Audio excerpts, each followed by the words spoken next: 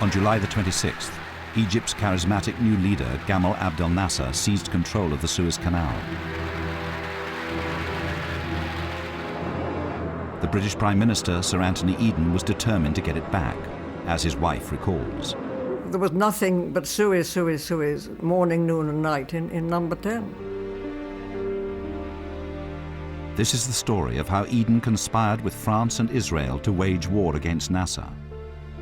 I have a plan of action, Sir Anthony, for Britain and France to... Of a secret conference near Paris. The trip to Paris was to be entirely secret.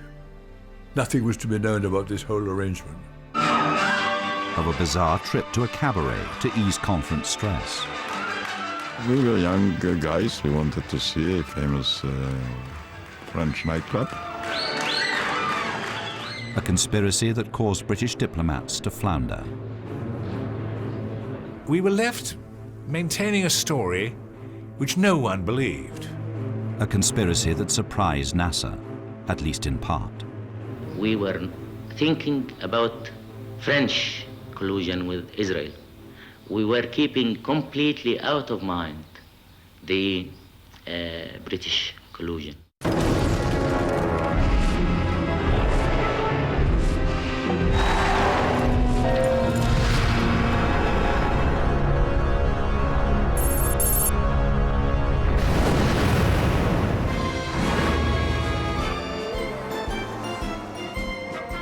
The August bank holiday was one of the few hot days that summer. But while many were soaking up the sunshine, the British bulldog was becoming dimly aware of an impending call to arms.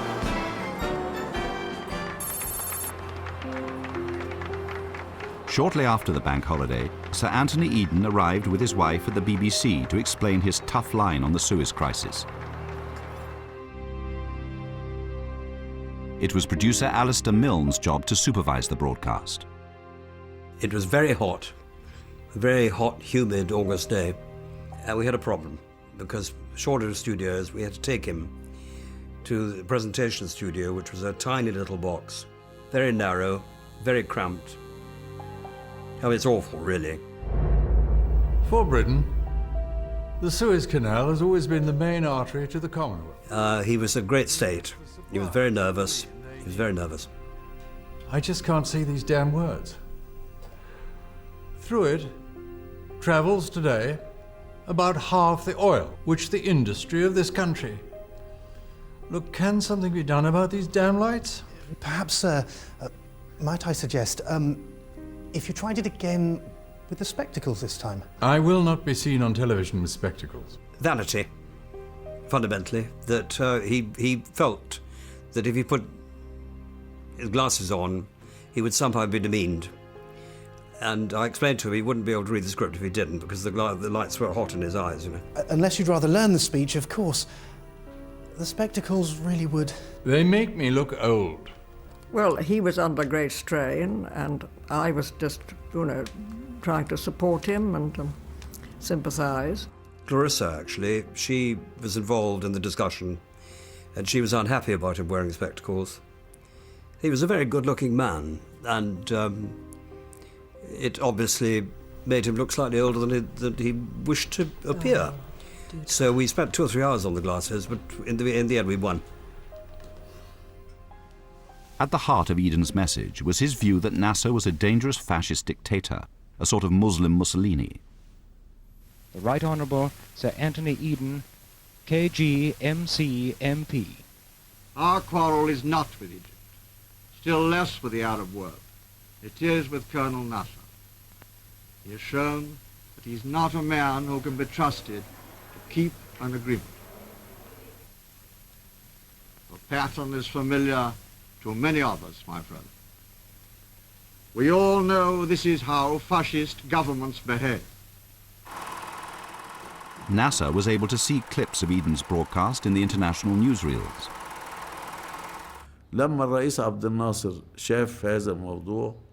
I talked to President Nasser after he'd seen the clips.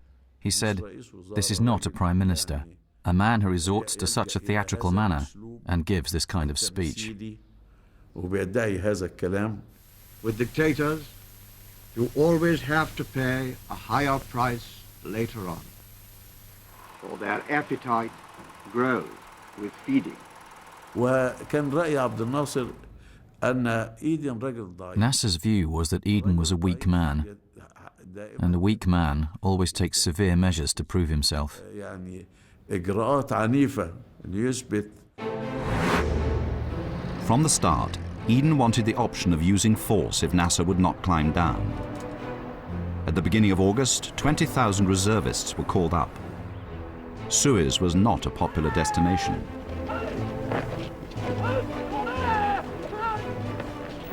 What do you think of the prospect of going back there? I think it stinks. I wouldn't like to go there at all. Let's see, what do you think of that as a base? Well, I should think it's about the worst base in the whole world to go to. Some reservists found themselves going nowhere very fast. In a matter of days, we had inoculations, kitted us out for desert equipment, and then they didn't know what to do with us, so we were kicking our heels in the camp. In fact, huge amounts of men and equipment were being sent to Malta and Cyprus, the obvious jumping-off points for any possible attack on Egypt. Once again, British troops are sailing away. We wish our boys a safe journey and a speedy return. For in the words of Sir Anthony Eden, we have too much at risk not to take precautions. In a secret underground bunker, planners were working out how to assemble a big enough force to defeat the Egyptian army and occupy the country. Successful. I think we can consolidate at each stage what... There was a dual objective, one being, in the case of the Suez operation, to seize the canal, the other one being regime change. The planners asked the Bank of England to design and make plates for an occupation currency.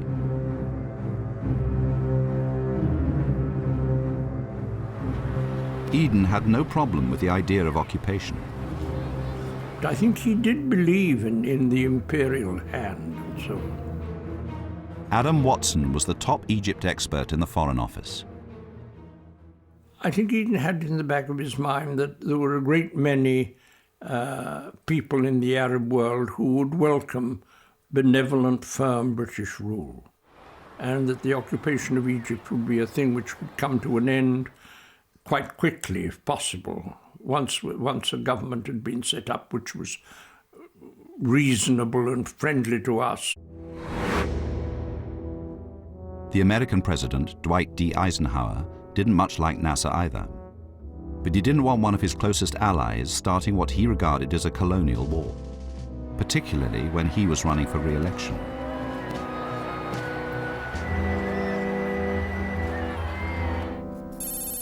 Right at the beginning of the crisis, he wrote to Eden, Dear Anthony, early this morning I received messages telling me on a most secret basis of your decision to employ force, without delay or attempting any intermediate and less drastic steps. I've given you my personal conviction, as well as that of my associates, as to the unwisdom even of contemplating the use of military force at this moment. Dear friend, the removal of Nasser and the installation in Egypt of a regime less hostile to the West must rank high among our objectives. You know us better than anyone, so I need not tell you that our people here are neither excited nor eager to use force. They are, however, grimly determined that Nasser shall not get away with it this time, because they are convinced that if he does, their existence will be at his mercy. So am I. Eden wrongly thought it was the Secretary of State, John Foster Dulles, and not Eisenhower, who made policy. Dulles was the one that Anthony was dealing with all the time, mostly. Dulles was the one who kept coming over and playing around, you know, initiating things and then retreating on it and all the rest of it. Excuse me, sir, would you care to make any statement on the talks for television? No, thank you very much. No statement. It was often difficult to know where Dulles stood. His signals were very often ambivalent, yes. They implied that he would condone the use of force. They implied that he was totally with us in wanting to pull Nasser down, which in a way I think he was, but he wasn't prepared to do anything about it. This ambivalence may have encouraged Eden to believe that he could ignore Eisenhower's warnings.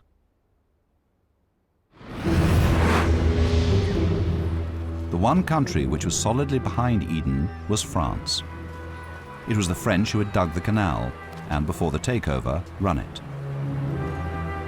The French Foreign Minister, Christian Pinault in particular, was enraged by Nasser's act. La réaction de Pinault était extrêmement violente.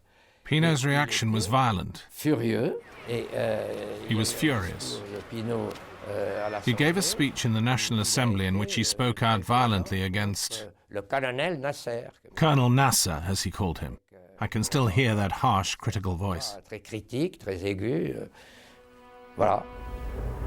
Crucially, the French were angry about Nasser's interference in Algeria, then ruled by France. 500,000 troops were fighting a brutal war against a powerful independence movement. Nasser was supplying the rebels with arms. He saw himself as the leader of the Arab struggle against colonialism. It is our responsibility to help our Arab brothers everywhere.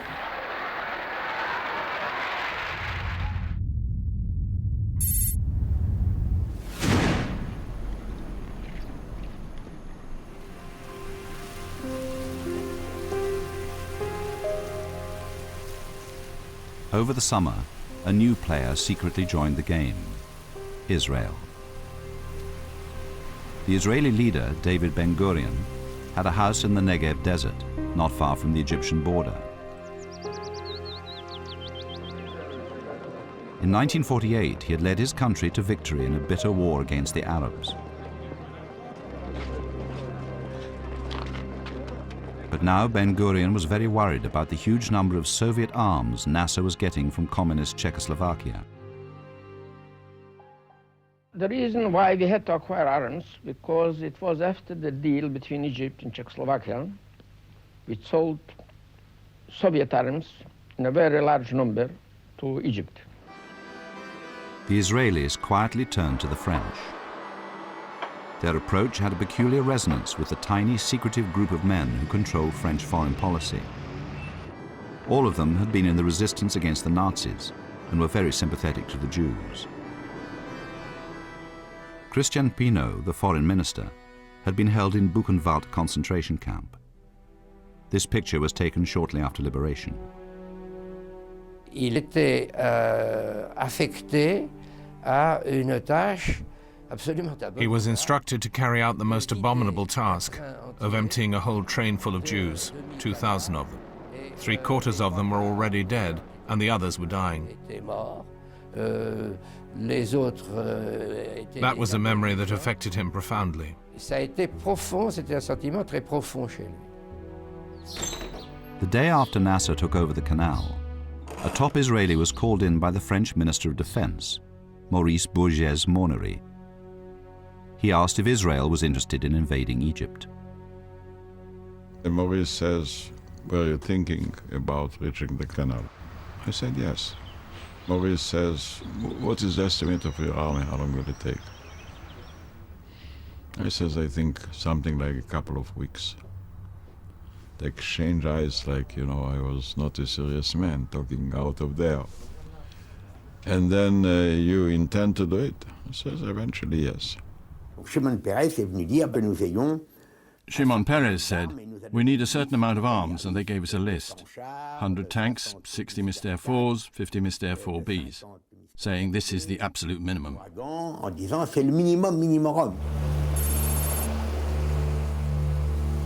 The French now began to speed up their arms deliveries. They were done in secret, as the West was supposed to be observing an arms embargo in the Middle East. French landing craft brought tanks and lorry loads of arms to a deserted beach near Haifa in the middle of the night. The Israeli Chief of Staff, Moshe Dayan, was present. So was the head of his office, who took these photos. It was extremely exciting for us. It was like redemption. For many months after the arms deal, the Czech arms deal, we were very worried. We don't know what will happen, because we knew that Nasser will attack us as soon as he's ready, and as long as Israel doesn't have a competing force. The American president realized that he was not getting a complete picture of what was going on. Eisenhower was concerned that there was collusion going on between the French and the Israelis. He said, "I'll G2 my friends if I have to." Now, G2 means intelligence, that he was going to use intelligence techniques to determine what was going on. And that was the use of the U-2. The U-2 was the first spy plane to do what is commonplace now. It could photograph amazing details from a very high altitude. France's public posture was that they were only supplying Israel with 12 Mystères because of the arms embargo. But the U-2 revealed the truth. Prior to this time, the Israelis just had a collection of old World War II aircraft. When we overflew them on the 29th of August, we found not only 60 Mystères. Looking down, all of a sudden, the Israelis had a strike air force. And the French had told Eisenhower that they were going to sell Israel 12 aircraft, 12 Mystères.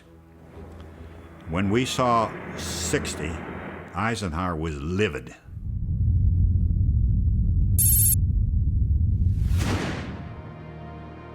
Over the summer, the pressure on Eden had steadily built up. 2 conferences to find a peaceful solution had come and gone. There was nothing but Suez, Suez, Suez, morning, noon and night in number 10. We would go to Chequers, I suppose, for the weekend, but then Chequers is just an office in the country, so that's no rest at all. I think we once went to a play. I don't remember any relaxation otherwise. The stress affected Eden. His health had been fragile ever since a botched gallbladder operation 3 years earlier. I woke with pain just after 3:30 and took some pethidine. I never got back to sleep again. I could see how many pill bottles there were. And so at that period, I don't think that he was taking anything he hadn't always been taking since his first operation. Nasser, by contrast, felt considerably less stress. The strange thing was that following the takeover of the canal and the threats which were made, his certainty about an attack began to decrease. The more time passed, the more he would say that no attack was going to happen.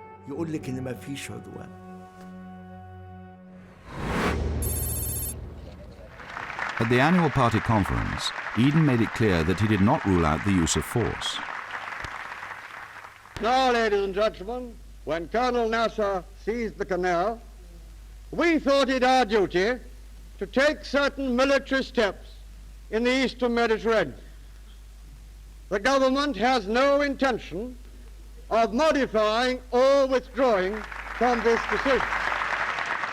But he was now running out of time. At some point soon, he was going to have to decide what to do with the large force he was assembling.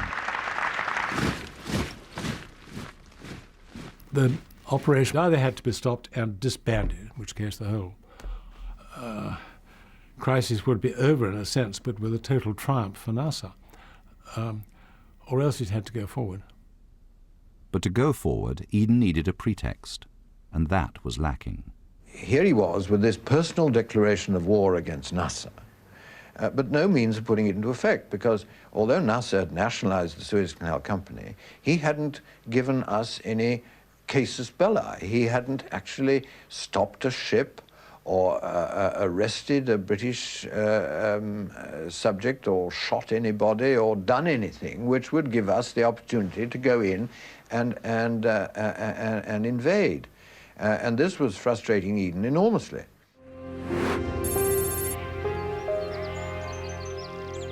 The day after the party conference, an unexpected meeting at Chequers was to give Eden the pretext he wanted. This was decisive.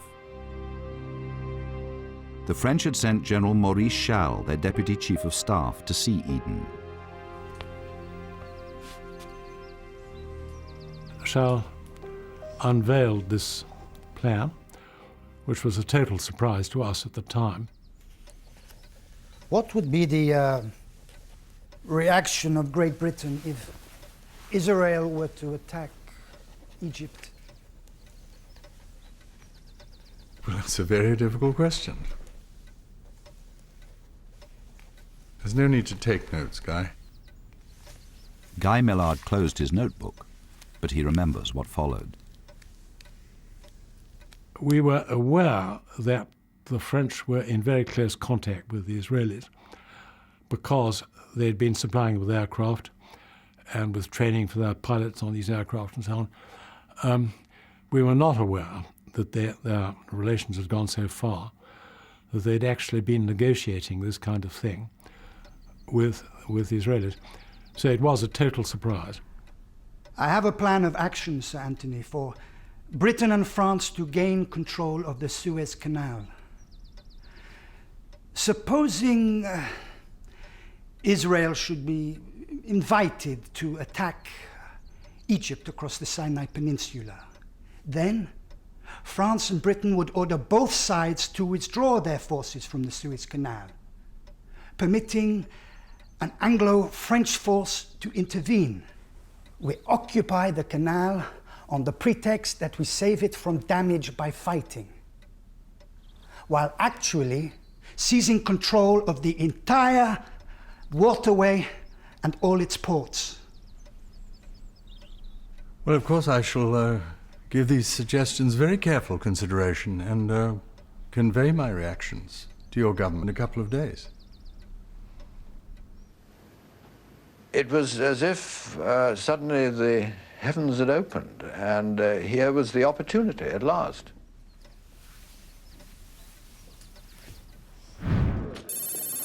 The French leaders were hugely relieved to hear Eden confirm that he accepted the Charles plan when he visited them.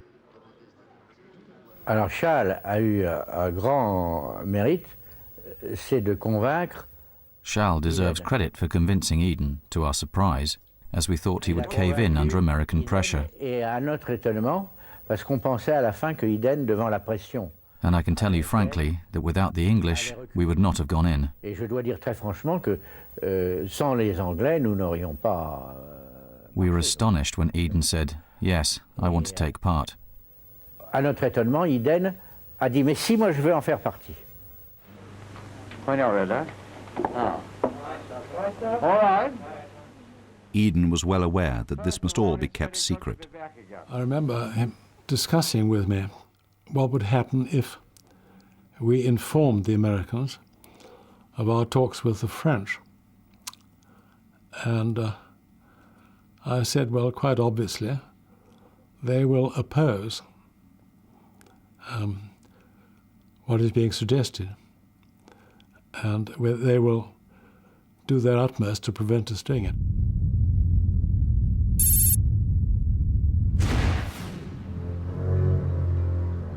The French now took the initiative. They persuaded their two allies, Britain and Israel, to sit down together with them and plan a war. The location they chose was a villa hidden away in the Paris suburb of Sèvres. Ben-Gurion and his most trusted advisors managed to leave secretly for France.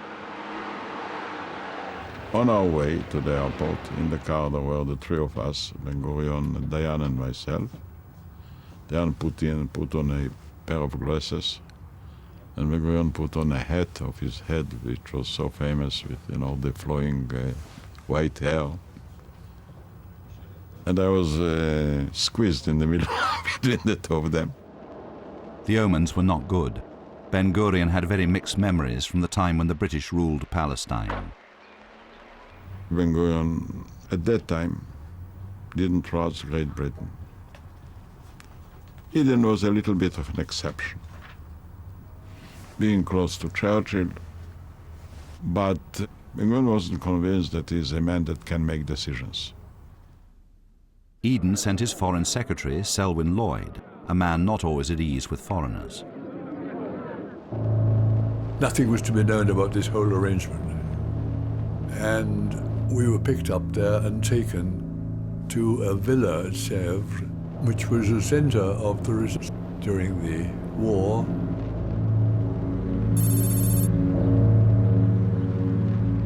The Israelis had already arrived after a grueling 17-hour flight. Ben-Gurion looked ill, and another member of the delegation was asleep. When Selwyn Lloyd arrived, he was not impressed by what he found, and it showed.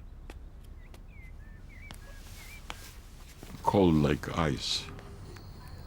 He wasn't a very charismatic, smiling gentleman, so it was a dry martini full of ice coming in and meeting a highly suspicious group of people. Too aloof, too estranged. That's the way we saw him. He tried to avoid us as much as he could. We didn't go into small talks like with the French.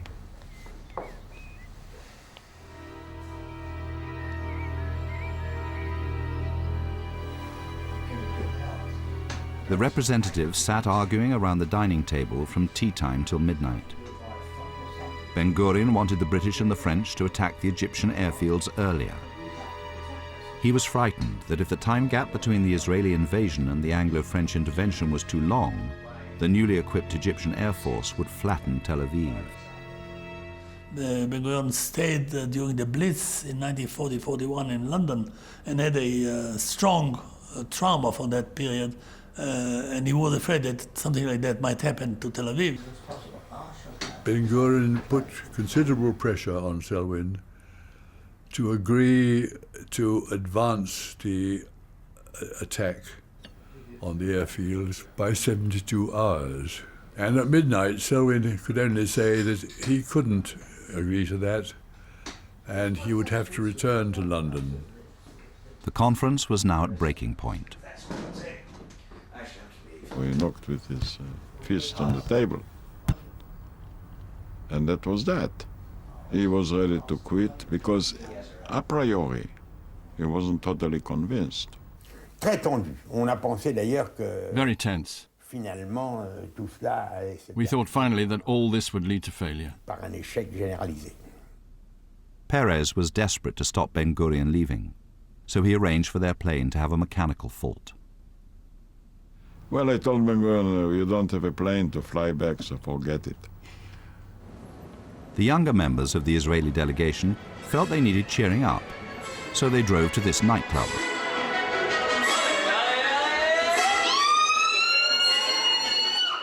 We were young guys. We wanted to see a famous French nightclub. Beautiful one, very gallant.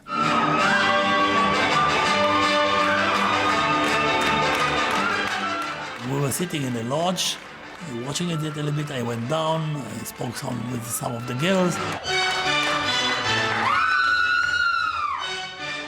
But Perez and Diane were worried sick about the negotiations. Sitting and watching the nightclub, our heart was somewhere else, as you can imagine. We were preoccupied all the time with it. And finally we lost our patience and went back to the hotel. And I was very angry. I was a young man. I wanted to stay there, but of course I couldn't.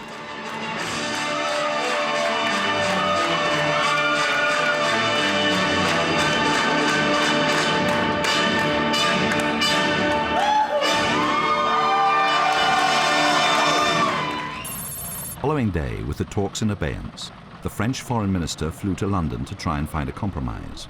Ce qui l'avait frappé, c'était le côté solennel. What struck him initially was the solemn and cold nature of the meeting.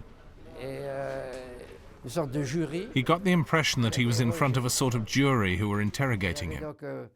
There were several cabinet ministers surrounding Eden.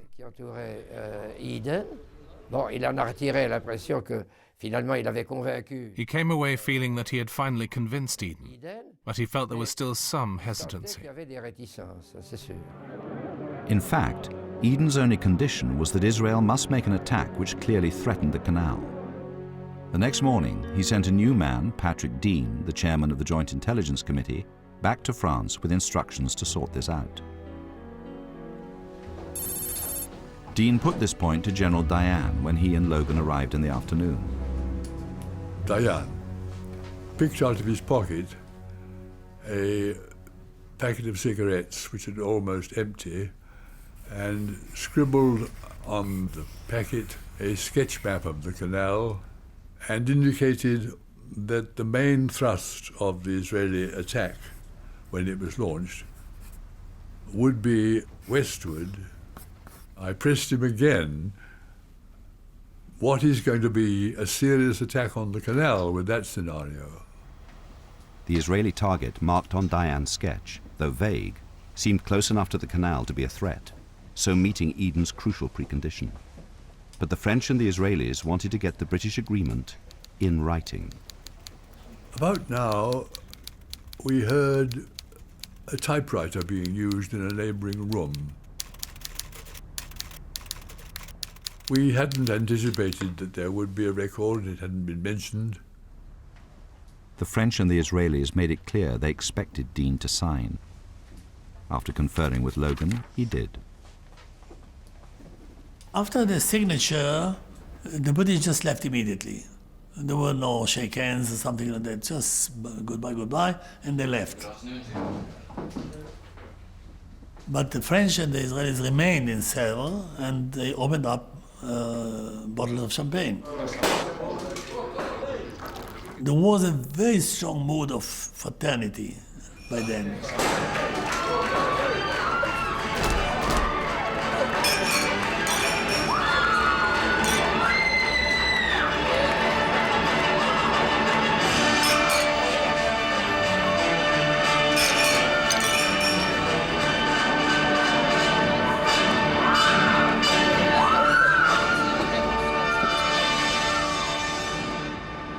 In the meantime, Logan and Dean had returned secretly to London. We were driven to number 10, where Pat Dean presented this document to Eden, who immediately said, "Oh my God, I never thought it would be written down." The next day, Eden sent Dean and Logan to Paris to do what they could to persuade Pinault to destroy the document. C'était aggravé par le fait que we were a little aggrieved that Eden had made it known through Dean that he wanted to burn the freshly signed agreement, so as to leave no trace. Qui venait d'être signé pour qu'il n'y ait pas de trace. We had been conducted into the grand staterooms at the Quai d'Orsay. There we were left from about 11 o'clock until late afternoon.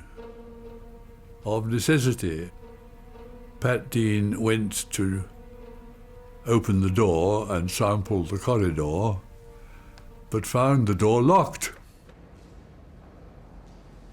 And there we remained until about tea time, when we were taken in to Pinault, who said the French government could not agree with the request.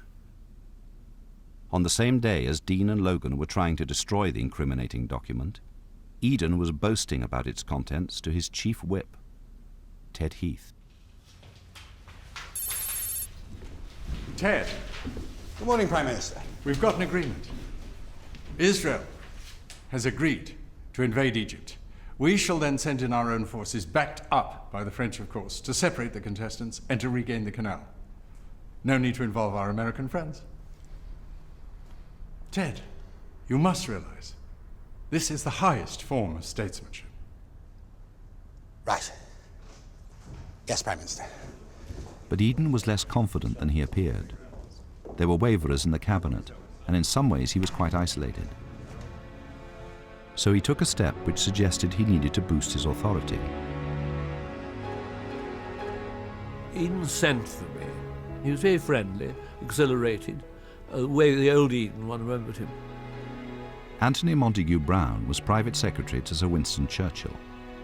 Eden said, if I were to offer Winston a seat in the cabinet without portfolio, would he accept? And I was astounded. I couldn't imagine anything less likely. I said, I don't think he'd like responsibility without power. Montague Brown duly reported back to Churchill. He listened without comment. I went through things, the timing and so on. And I came to that bit. And then a broad smile spread over his face. I must say, you do take a lot, and also you refuse me a seat in the cabinet without even asking me. And so I said, but you mean you wanted one? No, I don't want one.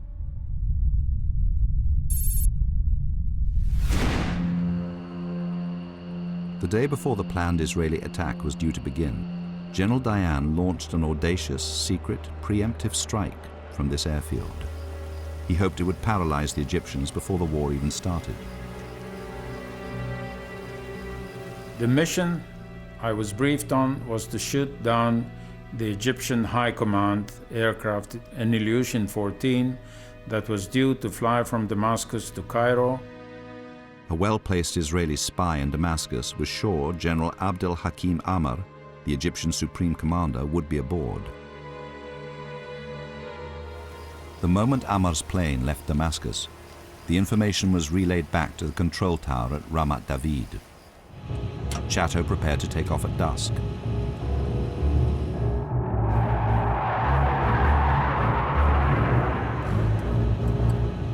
By the time he found the Egyptian plane, it was pitch dark.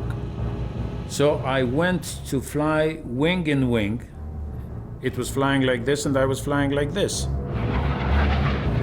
From there, he could look into the plane unobserved and see Egyptian staff officers. But when he dropped back and fired, he had to fly so slowly that his Meteor went into a spin. It exploded. Now you have a ball of fire spinning and a dark aircraft spinning, and it's hypnotic. You've seen the flames underneath you, above you, and so on, but it's for a fraction of a second. And then you're out.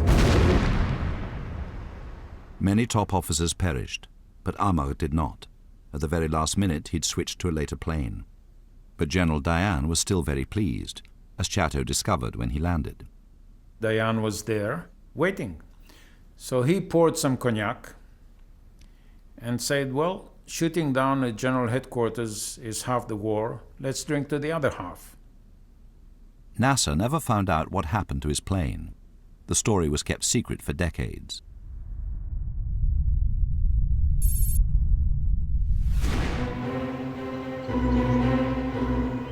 In Cyprus, at that time a British colony, a massive build-up of British and French forces was nearing its conclusion,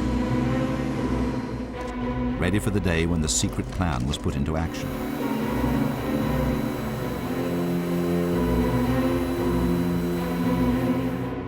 George Black was one of the pilots.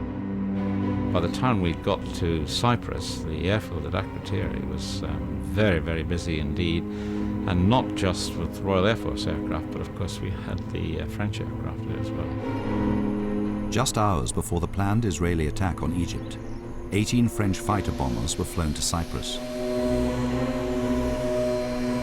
The joint Anglo-French Air Force commander, Air Vice Marshal Dennis Barnett, assumed the aircraft were part of the Allied build-up on the island. I went down to the beach to look for Air Marshal Barnett. He was sitting on a rock. I said to Barnett, we have a squadron which is going to land at Akrotiri and then fly on to Israel. He went very pale and said, yes, I see. Il était très étonné. He was surprised, very surprised. It hadn't occurred to him that collusion with the Israelis could be possible. So he now discovered that alongside the Anglo-French operation, we had a separate covert operation with the Israelis. Even the squadron leader of the newly arrived French planes, Marcel Jouillot, was left in the dark about their next destination. Nous avons décollé d'Akrotiri. We took off from Akrotiri, having been given an envelope to open only once we were airborne.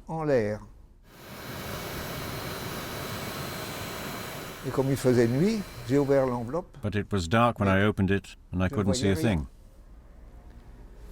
Finally, I vaguely saw through the light of the instruments the word Israel.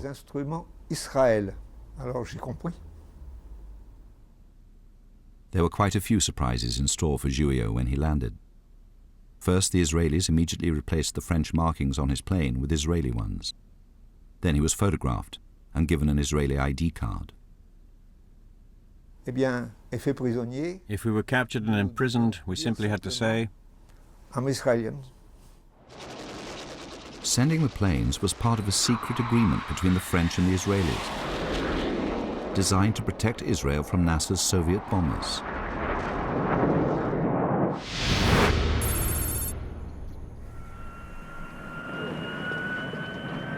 The conspiracy plan finally went into action late in the afternoon on October the 29th, with an Israeli parachute drop in Egypt.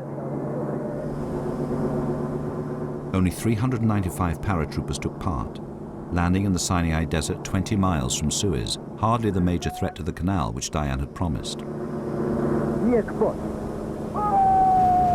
But it was to be enough for Eden and the French. Nasser was mystified when the parachute landing was reported to him. He rang one of his closest associates, Mohammed Hakel. هيك في حاجة غريبة بتحصل. الإسرائيليين في سيناء عمالين يحتلوا موقع خالي ورا التاني زي ما يكونوا بيحاربوا الرمل. طيب تعالى لي أنا عاوزك. تعال.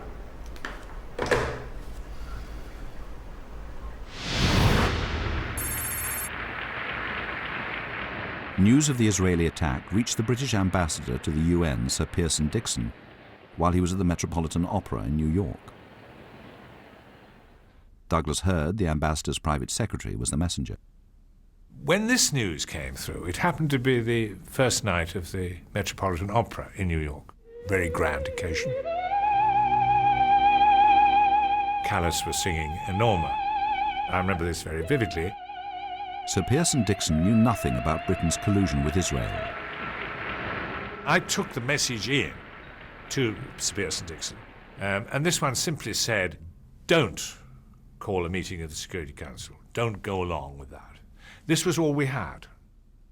Dixon, known as Bob, usually worked very closely with his American colleague, Henry Cabot Lodge, during a Middle East crisis.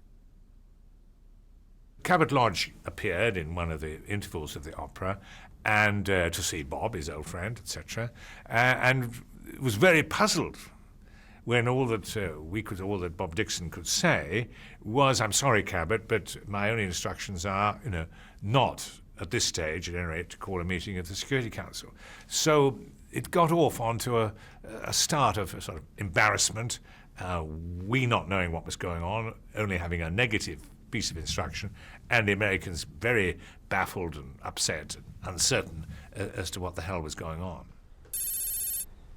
Eisenhower's reaction was to write to Eden the following morning.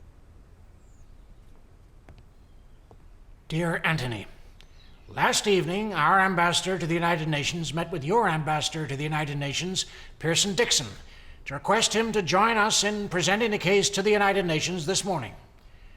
We were astonished to find that he was completely unsympathetic, stating frankly that his government would not agree to any action whatsoever to be taken against Israel. All of this development, including the possible involvement of you and the French in a general Arab war, seems to me to leave your government and ours in a very sad state of confusion.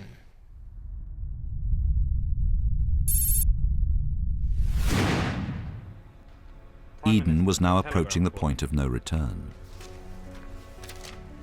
I took him these telegrams and I handed them to him, and he was sitting in bed, you see, propped up by pillows, but ready dressed with a tie and collar and everything, just had to slip on his coat and his trousers to go across to the House of Commons. And he did at one point said to me as he was reading this, because I stood waiting, he said, "You personally do agree that what I'm doing is necessary, don't you?" Well, you see, the Prime Minister oughtn't to ask people like me. This was the day when Eden told first the Queen and then the Commons about the steps which would take Britain to war. The Egyptian and Israeli ambassadors were summoned and told to withdraw 10 miles on either side of the canal or face Anglo-French military intervention. One side awaited its ultimatum with impatience. I was sitting here in the Ministry of Defense, waiting for the ultimatum. He didn't arrive. And so I called up the French ambassador and asked him, "Sir, do you have any ultimatum for us?" He says, no, I'm going to check. Then I called in the British ambassador and says, maybe you have an ultimatum. Neither of them had. Except for one or two people, nobody in the British or French foreign offices knew anything about the conspiracy. Nasser rejected the ultimatum, thus giving Eden and the French the excuse they needed to invade. I haven't thought at all that Britain would would begin any attack against us, because it was clear that any attack against us would affect the British position all over the Arab countries and would mean the end of the British relations and influence in the Middle East. So we were waiting for Israeli attack. We were thinking about French collusion with Israel. We were keeping completely out of mind the British collusion. Meanwhile, at the UN, the American ambassador proposed a resolution in the Security Council calling on the Israelis to withdraw. Will those who are in favor of its adoption please raise their hands? And on all member states to refrain from the use of force. It was almost inconceivable that Britain and France should cast vetoes in view of their whole record in the UN and the position that they had there. And therefore there was a sense of actual amazement at the physical moment when Bob Dixon, raised his hand to veto the resolution passing.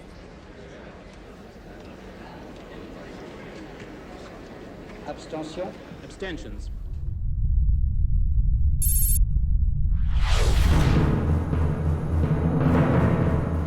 After the arrival of reinforcements, the paratroopers who'd opened the Israeli attack 2 days earlier were on the move again.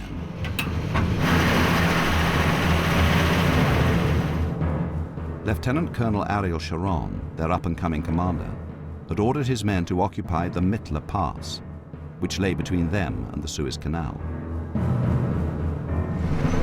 But there was no proper recce, and his men drove into a trap.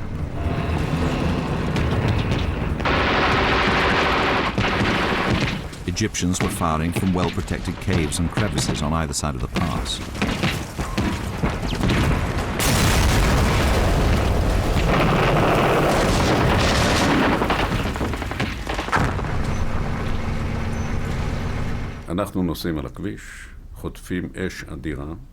We were driving along the road, getting an almighty barrage from both sides. The Egyptians were holding positions between 20 and 100 meters from the road, along a kilometer stretch of the pass.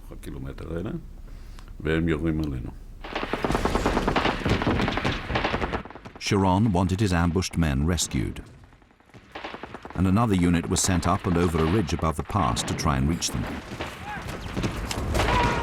In this area, there was no place to hide. So the company commander told me, if they want me to charge, I will, and he almost cried. Despite the danger, they were ordered to charge. When we charged, heavy fire was shot against us.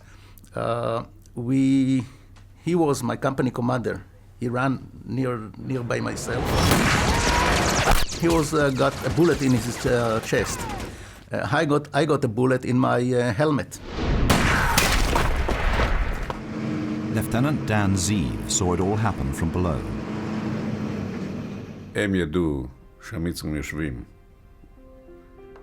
Our people thought that the Egyptians were near the road. They didn't realize that they were also in the crevices further up, until they were shot from behind as they charged past.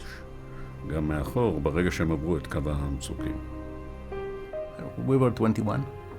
Almost half of them were killed or wounded. We suffered quite a number of casualties. all in vain. Nothing good came out of it. 38 Israelis were killed during the battle for the Mittler Pass, dying in an operation which was supposed to be a token battle for the benefit of Eden and the French.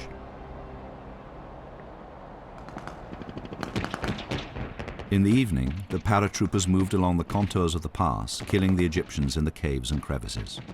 150 Egyptians died. The rest fled.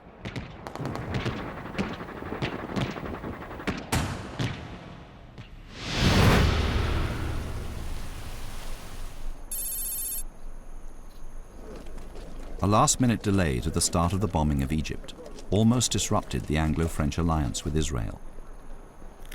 The postponement of the bombing by about 12 hours was a breach of the secret agreement. And it awoke Ben-Gurion's fears that the Egyptians might obliterate Tel Aviv with their new Soviet bombers. Dayan sent Mordecai Bar-On to inform Ben-Gurion. I've never seen Ben-Gurion so angry.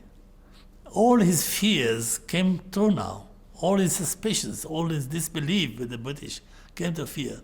He said something in Hebrew, which I never heard him saying such things. He said something that amounts to, oh, this wretched old whore, meaning the British. That's about the sentence they exclaimed. And said immediately, call Dayan, tell him to bring back the paratroopers. Once the RAF bombing started, no more was heard of Ben-Gurion's order. When the planes reached Cairo, Nasser, who'd been entertaining the Indonesian ambassador at home, went outside. I listened, and there was the jet aeroplanes.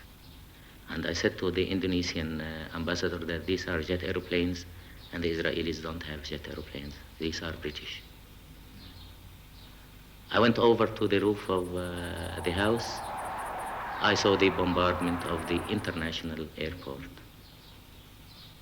I went direct to the army headquarters. It was clear from the start that the RAF was trying to destroy Nasser's new air force. The first raid sent one of Nasser's closest associates, Major Salah Salem, into a panic. Salah Salem كان عصبي. Salah Salem was the nervous type. He was always nervous. He always thought with his nerves, not with his brain. مش بدماغه. كان قال للرئيس إيه؟ So what did he say to the boss? He said, let's go and give ourselves up to the British embassy. We can't resist such force. السفارة البريطانية. لأن إحنا ما نقدرش. But the boss said to Salah, don't worry, we will resist, and we will be victorious. فارس قال له صلاح هدي نفسك. نحن سنقاوم وسننتصر. كان واقف الدكتور أحمد ثروت. Ahmad Thawat, the president's doctor, was also there, and the president said, Ahmad, please give Salah an injection to calm him down.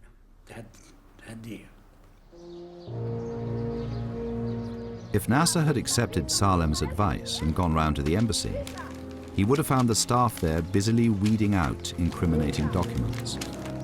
Well, there were so many documents there dated from way, way back which had not been weeded. And so therefore we had to have a chain of our chaps passing the files out to toss onto the braziers. And I remember with some feeling of joy throwing on the file British Middle East policy and onto the brazier.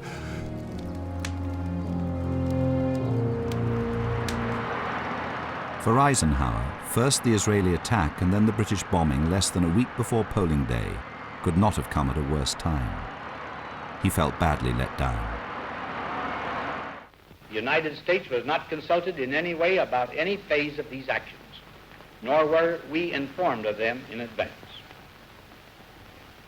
As it is the manifest right of any of these nations to take such decisions and actions, it is likewise our right, if our judgment so dictates, to dissent. We believe these actions to have been taken in error, for we do not accept the use of force as a wise or proper instrument for the settlement of international disputes. we were watching it on TV, and we kind of smiled because we knew darn well that he knew all the time what was happening. And this was kind of a show on his part, I think. But it was also to conceal the fact that we had used the U-2s to obtain the information.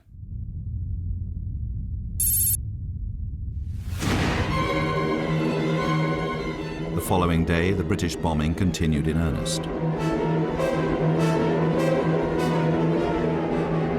Once we got closer, there was just lines and lines of MiG-15s, all beautifully spaced outside the hangars. I mean, if you run down a line of aircraft and you just keep the trigger pressed the whole time and the gun sight on target, you're going to destroy a lot of aircraft or damage them anyway. I would think there was the best part of 50, 60 MiGs on the ground. There was no attempt to put them onto shelters or leave them in the hangars or even disperse them on the airfield. It was unbelievable, really. I just couldn't believe that the aircraft were lined up.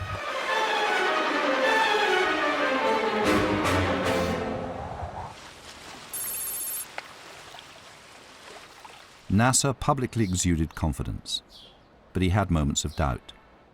A popular song of the time, "We have entrusted Egypt into your hands," strongly affected him.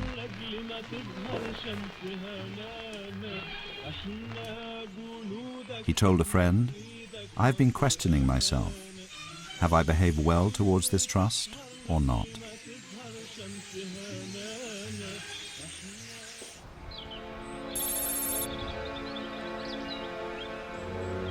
On Eden, the pressure was now even greater.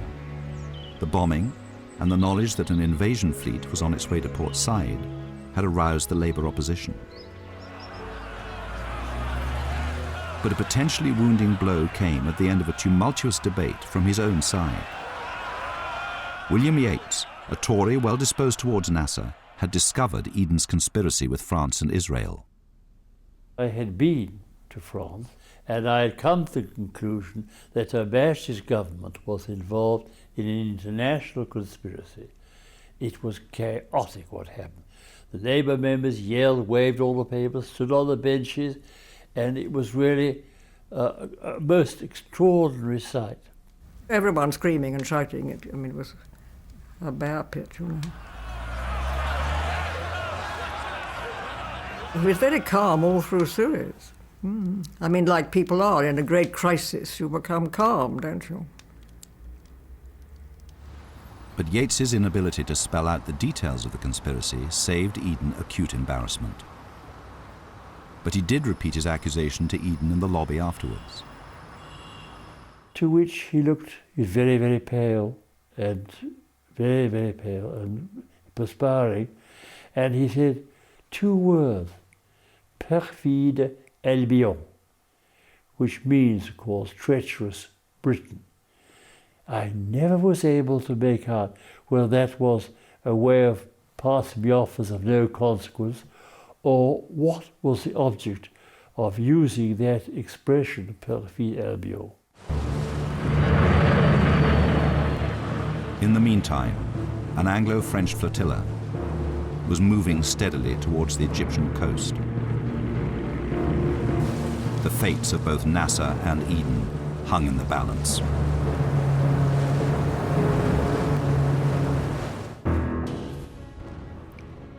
Next week, in the last episode of the series, the Suez crisis reaches an explosive climax as French and British troops invade Egypt to seize the canal with disastrous political consequences. And Radio 4 reveals new evidence on the role of MI6 during the Suez crisis, Saturday night at 8.